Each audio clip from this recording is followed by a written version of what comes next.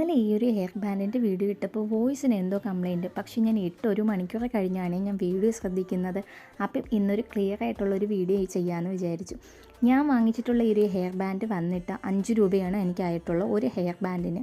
പിന്നെ ഒരു ക്ലിപ്പ് സ്റ്റോണും കുറച്ച് പേൾസും സ്റ്റോൺ ചെയിനും ഞാൻ ഒട്ടിച്ച് കൊടുക്കുന്നുണ്ട്. ഇതെല്ലാം കൂടി എങ്ങനെ പോയാലും എനിക്കൊരു 20-ന് ആയിട്ടുള്ളൂ കേട്ടോ. കുറച്ചായിട്ട് വാങ്ങിച്ചുകൊണ്ട് ആ ഒരു രീതിയിലേ ആയിട്ടുള്ളൂ മെറ്റീരിയൽ. നമ്മളൊരു ഹെയർ ബാൻഡ് കടയിൽ നിന്നാണ് വാങ്ങുന്നതെങ്കിൽ നമുക്ക് എങ്ങനെ പോയാലും ഒരു ഹെയർ ബാൻഡിന് 50 രൂപ, അതിൽ കുറഞ്ഞില്ലല്ലേ. അതുകൊണ്ടാണ് ഞാൻ ഇതൊന്നും ഉണ്ടാക്കി നോക്കാമെന്ന് വിചാരിച്ചത്.